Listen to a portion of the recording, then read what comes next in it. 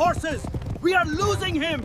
He deflects again. Top ട്യൂഷന്റെ SSLC English ക്ലാസ്സിലേക്ക് എല്ലാവർക്കും സ്വാഗതം. അങ്ങുന്നേ, ആ പുള്ളിമാന്റെ ജീവൻ എടുക്കാൻ അസ്ത്രങ്ങളുമായി അങ്ങ് അതിനെ വേട്ടയാടുന്നത് ഞാൻ കാണുന്നു. തേരാളി, ഈ മാൻ നമ്മെ ഒരുപാട് ദൂരെ ഓടിച്ചിരിക്കുന്നു.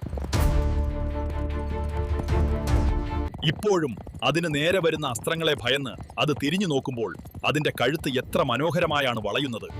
ഭയം കാരണം അതിന്റെ ശരീരം പകുതിയായി ചുരുങ്ങിയിരിക്കുന്നു.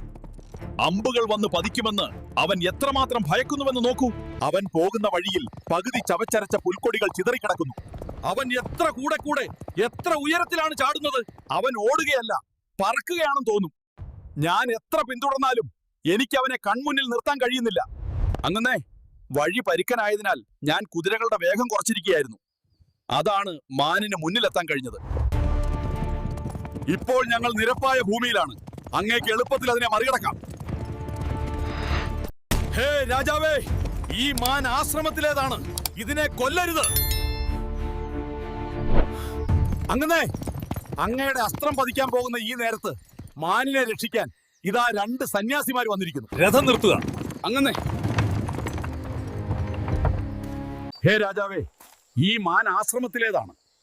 അഗ്നിയിൽ പുഷ്പങ്ങൾ കരിയുന്നത് പോലെ എന്തിനാണ് ആ മൃദുലമായ ശരീരം ഇല്ലാതാകുന്നത്? താങ്കളുടെ മൂർച്ചയേറിയതും മാരകവുമായ അസ്ത്രം ആ പാവം ജീവൻ എങ്ങനെ സഹിക്കാനാകും? അങ്ങയുടെ അസ്ത്രം ആവനാഴിയിലേക്ക് തന്നെ തിരിച്ചു വെക്കുക. ദുർബലരെ രക്ഷിക്കാനാണ് താങ്കൾക്ക് ആയുധങ്ങൾ നൽകിയിരിക്കുന്നിരിക്കുന്നു, അല്ലാതെ നിരപരാധികളെ ആക്രമിക്കാനല്ല. അങ്ങനെ ആവട്ടെ. അങ്ങേക്ക് യോജിച്ച പ്രവൃത്തി. രാജാക്കന്മാർക്ക് ഒരു മികച്ച ഉദാഹരണം. നിങ്ങളുടെ അനുഗ്രഹങ്ങൾക്ക് ഞാൻ നന്ദിയുള്ളവനാണ്. ഹേ രാജാവേ, ഞങ്ങൾ വിറക് ശേഖരിക്കാൻ പോവുകയാണ്. ഇതാ, മാലിനി നദിക്കരയിൽ കണ്വ മഹർഷിയുടെ ആശ്രമം അങ്ങേക്ക് കാണാം. ശകുന്തളയാണ് അവിടെ ഇപ്പോൾ മേൽനോട്ടം വഹിക്കുന്നത്. കൊള്ളാം, ഞാൻ അവളെ കാണാം. അവൾ എന്റെ ഭക്തി കാണുകയും അത് മഹർഷിയെ അറിയിക്കുകയും ചെയ്യും. എങ്കിൽ ഞങ്ങൾ ഞങ്ങളുടെ വഴിക്ക് പോകട്ടെ. തേരാളി, വണ്ടി മുന്നോട്ടെടുക്കൂ. ഈ പുണ്യ ആശ്രമത്തിന്റെ കാഴ്ച നമ്മെ പവിത്രം. ആരും പറയാതെ തന്നെ അറിയാം ഇതൊരു പുണ്യവനമാണെന്ന്. അതെങ്ങനെ? നീ കാണുന്നില്ലേ, മരച്ചുവട്ടിൽ തത്തക്കുഞ്ഞുങ്ങളുടെ ചുണ്ടിൽ നിന്ന് താഴെ വീണ നെന്മണികൾ കിടക്കുന്നു. അല്പം ബദാമെണ്ണ പുരണ്ട കല്ലുകൾ. നമ്മൾ ആശ്രമത്തിന്റെ ശാന്തത നശിപ്പിക്കാൻ പാടില്ല. ഞാൻ ഇറങ്ങട്ടെ, ഇവിടെ നിർത്തുക. ആശ്രമത്തിൽ പ്രവേശിക്കുമ്പോൾ ലളിതമായ വസ്ത്രങ്ങൾ ധരിക്കണം. ഈ ആഭരണങ്ങളും വില്ലും എടുത്തോളൂ. ആശ്രമം കൊള്ളാം, ഞാൻ അകത്തേക്ക് കിടക്കാം. മരക്കൂട്ടത്തിന്റെ വലതുഭാഗത്തു നിന്ന് ആരുടെയോ ശബ്ദം ഞാൻ കേൾക്കുന്നു. വെള്ളം നനയ്ക്കുന്ന പാത്രങ്ങളുമായി ആശ്രമത്തിലെ പെൺകുട്ടികൾ ഇതാ വരുന്നു. ഞാൻ ആ തണലിലേക്ക് മാറി അവരെ കാത്തു നിൽക്കാം. കണ്വ മഹർഷിക്ക് നിന്നേക്കാൾ കൂടുതൽ ഈ ആശ്രമത്തിലെ മരങ്ങളോടാണ് സ്നേഹമെന്ന് എനിക്ക് തോന്നുന്നു. പ്രിയേ, ഓ, ഇത് അച്ഛൻ പറഞ്ഞിട്ടല്ല. എനിക്ക് അവരോടൊരു സഹോദരിയോടെന്ന പോലെയാണ് സ്നേഹം. ശകുന്തളെ, വേനൽക്കാലത്ത് പൂക്കുന്ന മരങ്ങൾ നമ്മൾ നനച്ചു കഴിഞ്ഞു. ഇനി പൂക്കാലം കഴിഞ്ഞവയ്ക്ക് വെള്ളം തളിക്കാം. എന്ത് നല്ല ആശയം. ഓ, അതായിരിക്കും കൂടുതൽ നല്ല കാര്യം. കാരണം നമ്മൾ ഒരു പ്രതിഫലവും ആഗ്രഹിക്കാതെയാണല്ലോ അത് ചെയ്യുന്നത്. കൂട്ടുകാരെ, ആ മാവ് കാറ്റിലാടുന്ന അതിന്റെ ചില്ലകളാകുന്ന വിരലുകൾ കൊണ്ട് എന്നോട് എന്തോ പറയാൻ ശ്രമിക്കുന്നുണ്ട്.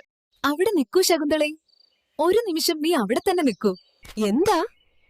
ഞാൻ നിന്നെ അവിടെ കാണുമ്പോ ആ മാവിൽ ഒരു വള്ളി പറ്റിപ്പിടിച്ചിരിക്കുന്ന പോലെ തോന്നുന്നു. ഓ ശകുന്തളെ, ഇതാ നീ വനജ്യോതിസ് എന്ന് പേരിട്ട മുല്ലവള്ളി. അവൾ ആ മാവിനെ തന്റെ ഭർത്താവായി തിരഞ്ഞെടുത്തിരിക്കുന്നു. നിന്നെ എന്തിനാണ് എല്ലാവരും മുഖസ്തുതി പറയുന്നവളെന്ന് എനിക്കിപ്പോ മനസ്സിലായി. അവർ എന്ത് മനോഹരമായ ജോഡിയാണ്. ആ മുല്ലവള്ളി പൂക്കളിലൂടെ യൗവനം കാണിക്കുന്നു, മാവ് പഴങ്ങളിലൂടെ കരുത്തും കാണിക്കുന്നു. ശകുന്തളെ, നിന്നെ പോലെ തന്നെ കണ്വ മഹർഷി സ്വന്തം കൈകൊണ്ട് നട്ടുവളർത്തിയ വസന്തലത ഇതാ. നീ അവളെ മറക്കുകയാണ്. അത്ഭുതം, അത്ഭുതം. പ്രിയംവദ, എനിക്കൊരു സന്തോഷ വാർത്ത പറയാനുണ്ട്. കാലം തെറ്റിയാണെങ്കിലും വസന്തലത വേരുകൾ വരെ മൊട്ടുകൾ കൊണ്ട് നിറഞ്ഞിരിക്കുന്നു. സത്യമാണോ?